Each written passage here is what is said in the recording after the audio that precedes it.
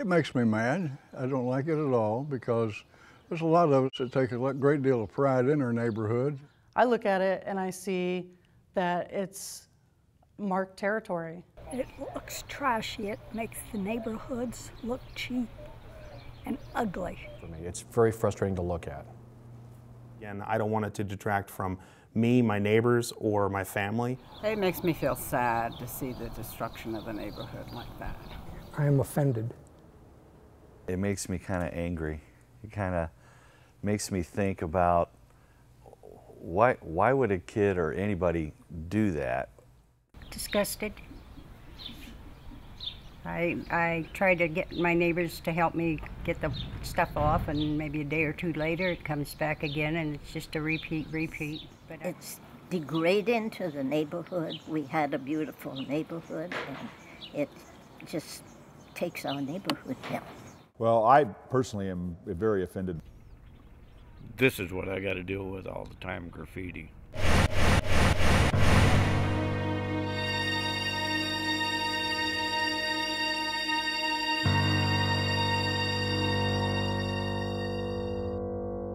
It's not called a violent crime,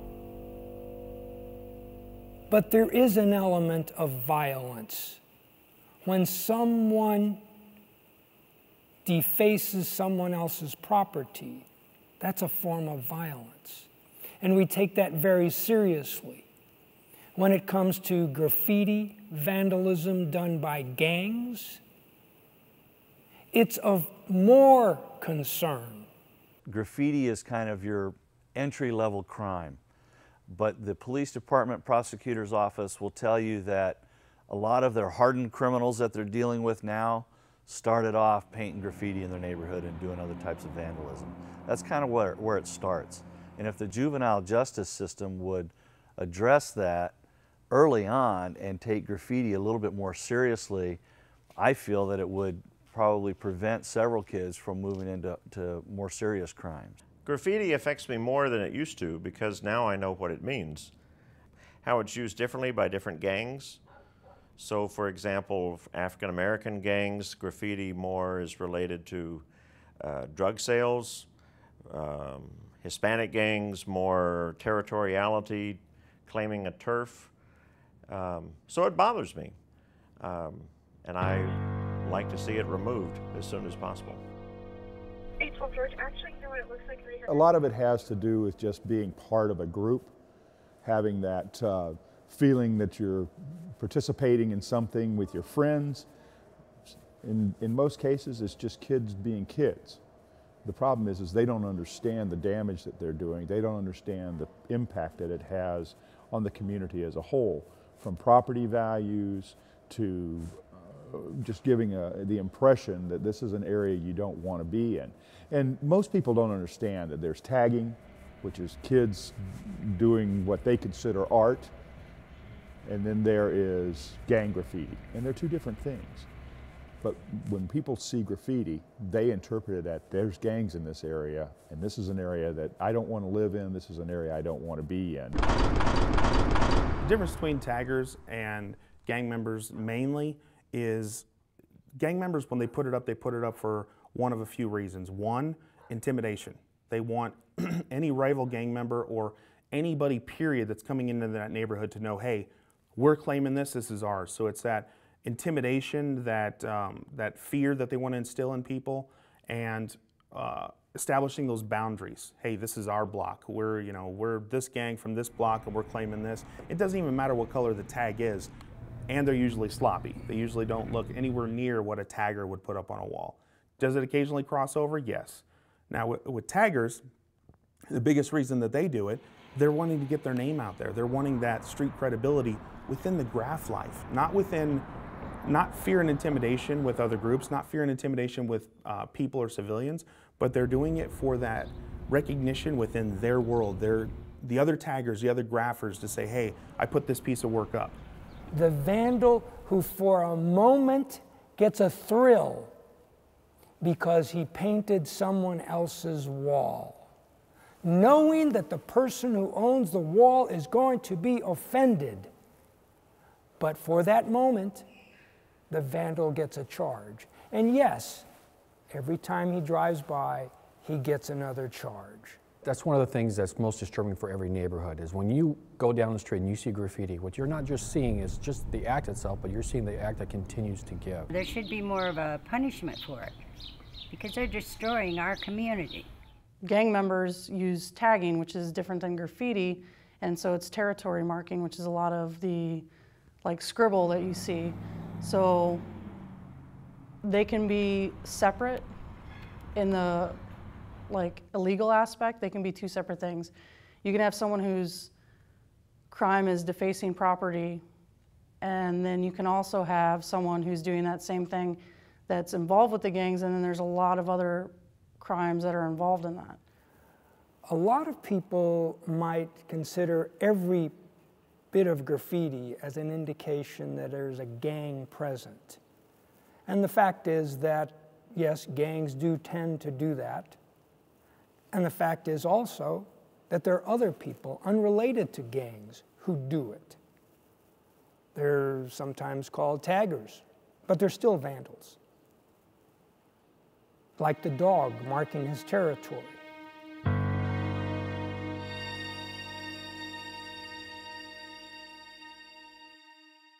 The graffiti laws are not strong enough. I think the graffiti laws and the punishment is not nearly as severe as they should be. I don't believe the graffiti laws are strict enough. I think they need tougher enforcement. Whether or not that will make a difference, but maybe if they prosecute a few, it'll get the word out that this is not the thing to do and you're going to suffer for doing it. A lot of times to prosecute the graffiti cases because they want more and more things to complete these cases. But we've had a successful partnership recently with, the municipal courts, the city, the county, everything, trying to work towards a resolution so that we can come together and have successful prosecution. Because point blank, the community, who, even if they're not involved in the art side of it, they want this taken care of. They want resolve. They want restitution. They want the kids or adults, because honestly, the majority of what I deal with now are adults. They want them punished for what they're doing. Graffiti is a problem for neighborhoods. It's a problem for the city as a whole because it attacks the very health of the people who live here. That's why graffiti is a Class 1 misdemeanor. For a Class 1 misdemeanor, a person can go to jail for up to 6 months. That's a long time to be in the county jail for defacing someone else's property. When you look at the case I had, you're looking at an individual who's 42 years old. You're looking at an individual who has a prior conduct within a gang. And he's out there graffitiing a neighborhood, not just one, not just two, but 15 separate properties. When you look at that and you start building that case, the court's compelled to act. They are compelled to act. Now, in every other case of graffiti, they're going to give you the mandatory minimum, at least 5 days, because the council has called for that. So they're going to follow that.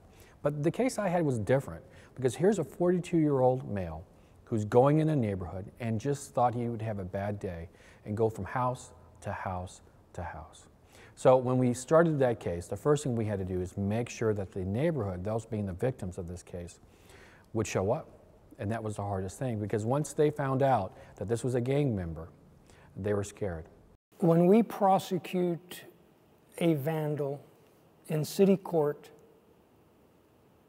we take the judge to the neighborhood so that the judge can understand the impact that that vandal has on the people living in the neighborhood. We do that by presenting the witnesses from the neighborhood in the courtroom to paint the picture, so to speak, so that the judge can feel what it's like every morning to wake up, walk down the street, drive to work, and see the disrespect, feel the disrespect Of the 15 victims, we had 10 that showed up, and that was big. Because each of those cases, each victim had 2 charges per house. One was the act of graffiti, and one was using the spray paint for that act. So if you think about it, he had potentially 30 charges against him. What happened at the end was 10 of them showed. We had 20 charges, and he pled guilty to all 20. Now, it's 6 months per charge. So if you do the math on that, he potentially was viewing or could have received 10 years in jail. In his sentencing, one of the stipulations he had is they stepped in and said, you know what, we know you live in Maryvale, but you're now not going to be allowed to be out and about in Maryvale. You're actually banned from Maryvale. You can live there and you can go to and from work or from there to another city or whatever, but you cannot walk around or play or do anything in Maryvale. If you do, you get caught, you're arrested. You violated the judge's terms for your sentence. The community came out to tell the court, this is how it impacts us. It's not just a crime, it is the crime that affects us the most. And so as a result, the defendant spent a year behind bars. He came out, he did 300 of community restitution hours, working, painting, cleaning. He did that. And plus the restitution, which he continues to pay back to those victims. And that's what you're looking for. You're looking for a closure. At the same time, you want that defendant to understand, maybe this is not a good place to be. Those who are criminals, those who do this knowing that they are causing the types of damage and problems that they are causing to our community, they have a complete disregard. And the only thing they're going to understand is if they end up either in jail or having to pay stiff fines and penalties. And so I applaud the justice system for finally stepping up and starting to take this more seriously. Think about the children who live their childhoods in that neighborhood where there is tagging. Compare that to the child who spends his childhood in a neighborhood where there is no tagging, there is no vandalism. Those childhoods are markedly different. Think of those children for a moment.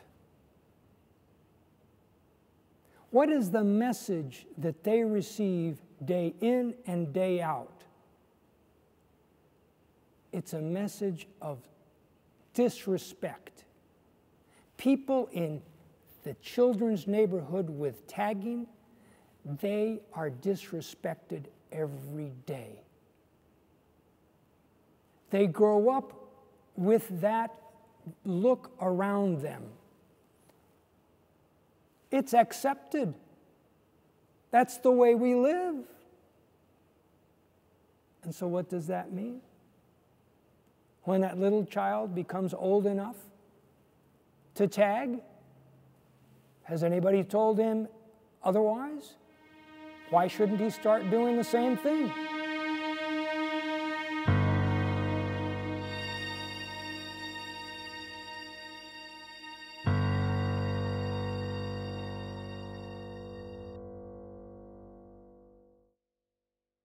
Graffiti is an expensive venture, and it's wasteless money. It really is money that could be used for so many better things, like parks programs and schools, things like that. The city of Phoenix became proactive on eliminating it, and they started Graffiti Busters. The city of Phoenix spends about $2 million a year on Graffiti Busters program, and then there's other agencies like the Parks Department, Street Transportation, APS, SRP, ADOT, other agencies that spend money on removing graffiti. Totally, for the city of Phoenix, about $6 million a year goes into eradicating graffiti. And they started encouraging people in the neighborhood to start getting out there and doing it themselves, because there was so much graffiti that they could not hire enough people to paint out the graffiti. The number of sites that we remove varies depending upon staffing level. But we have removed up to 100,000 sites in 1 year. That's just what Graffiti Busters removes. If I had to guess what everybody else moves, it is probably about the same amount. Which was huge. As a matter of fact, initially, some 10, 15 years ago, before neighbors got involved, the problem was really bad. When neighbors got involved, it started cutting down on the problem considerably, and ultimately we saw not graffiti go away, but we saw graffiti go down to a point to where it was manageable. Our tool lending program gives paint, rollers, brushes to anybody that wants to paint out graffiti. So we gladly give it to those folks that want to paint out graffiti, and there's a lot of groups that do an outstanding job removing graffiti in their own neighborhoods. We pretty much cover all the graffiti, and it's pretty much, this is so common to see on our property. Pretty much we're cleaning up this property because we want a community garden in the neighborhood, and that way we keep it clean and talking to the delinquents go away. I had fun because we got to paint the walls because we don't like the walls being like all dirty and stuff. Because then like we're helping there so bad people don't color all the walls, then it's going to look all ugly. Then our property is not going to be good. And so that's why we painted the walls gray so we don't see the black stuff on the wall. Well, I was just helping my aunt and other volunteers clean this property so we can make a community garden. One of the other programs that we have that we train residents on how to address graffiti and other blight issues in their neighborhood is our Blight Buster volunteer program. We do about a 3 or 4 week class, one night a week for 4 weeks, and we teach you a variety of different methods of how to address blight in your neighborhood. We give you instruction on how to coordinate volunteers, how to lead a neighborhood cleanup.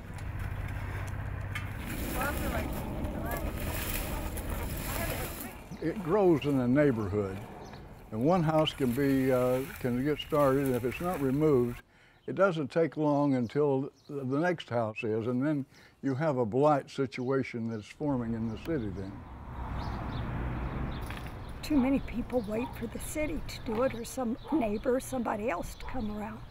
And then they wait so long, then we get more graffiti all the time. It looks worse. We use employees from the city of Phoenix who are dedicated to take that equipment, very expensive equipment, and go and paint over the graffiti. Now think of that though. When someone stains your carpet because they've dropped something and it stains the carpet and it's there forever, you are always remembering that event and that careless person. He didn't do it on purpose, but nevertheless, it's still there. It still affects you. So when indeed Graffiti Busters goes to a wall and paints over the graffiti, it can't match perfectly all the paint on that wall. And some walls are just too large to repaint completely. So indeed, even if the actual paint of the vandal cannot be seen, we know that a vandal has been there, and it continues every day. Graffiti is vandalism. There's no art to it. There's no tagging a moniker. It's pure vandalism. If it's art, then put it on a canvas and go sell it at a gallery.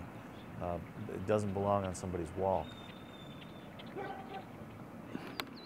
Peace is the respect for others' rights. When you think about that, that answers so many of the issues that we face today, one of them being graffiti.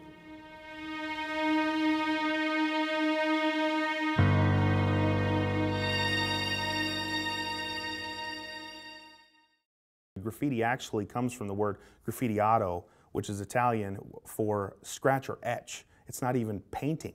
So graffiti, in a sense, came thousands of years ago. The earliest markings by man on walls date back to about 30,000 BC in what is now the southern part of France. They are in color. They depict a number of things, most famously horses. Such depictions in Aztec temples that Cortés and his people found. In the 20s, as the Mexican Revolution was in full bloom, the muralists, the great three muralists, began their work. They did that to communicate to the masses. Picasso's Guernica. It is a very large mural, and it depicts the destruction of a town in Spain. So the history of painting on walls has been going on since man began. You know, we should make a distinction among the different kinds of paintings on walls and property of others. The difference is what? Permission by the owner of the wall. I've worked with kids and art for a really long time, over a decade. And a few years ago, I got introduced to graffiti art and writing by actually working with a writer who was teaching kids graffiti, and so through that I started doing it. I don't have any background of graffiti art, doing it illegally. It's always been through doing it in a legal way, working with kids, teaching them that particular style of artwork. Well, one of the things that I've done to, as an artist, to promote not just graffiti, but art as a whole, because, I mean, as you know, art is kind of going away in schools, along with music, along with those things that used to be outlets for children and adults. One of the things that I've done is I've partnered with Boys and Girls Clubs and different organizations around the valley to try to come together, including commercial businesses, to offer up space for these kids to just reach out and not only educate them on graffiti, but educate them on all types of art, all types of mediums. Provide them a place to go to if they are working in graffiti, to be able to do it and not have to look over their shoulder worried about, am I coming to catch them? It's what the kids like. So if you can take something that the kids like and are interested in, is also a cool art form, then they can learn about all kinds of different artwork, and that's the conduit. It's the gateway. People enjoy art. They enjoy reading stories. They enjoy seeing the stories. It's only where we tell those stories that is important. If one has permission of the owner of the property, the wall, for instance, he can paint till his heart's content. And that enhances a neighborhood. Now, we might disagree. Boy, what kind of art is that? Well, we all know that taste depends on the person, and art in the eyes of the beholder. But basically the message is, if you believe you have talent, develop that talent is in a way that promotes society, not an antisocial way. The great thing about teaching it is that you can teach kids that it doesn't have to be illegal, and it doesn't have to be getting known in the streets. Like, that's what the kids like, is they like people recognizing in their own neighborhoods their own artwork. So we teach them, you can get recognized beyond your neighborhood. You can take this same art form, put it in a legal medium. You can do canvases, you can do large pieces of wood, you can do walls at businesses that allow you, or community centers, you can do huge murals, and you can get known beyond your circle within your neighborhood. From my perspective, we continue to focus on the goal of eradicating it, and we do everything that we can. We identify the ways that we can do that: diversion programs, strong enforcement, and then having our courts really put down some heavy penalties on those who just don't get it. Our hope is that it's just a fad, and that it's escalated, and maybe now it's on a decline. We hope that it continues to decline, and that it just goes away, and kids go back to playing lob ball, baseball in the park, or you know, tag or kick the can or whatever we used to do when we were little. It wasn't out painting graffiti and destroying property. One thing needs to be said definitively.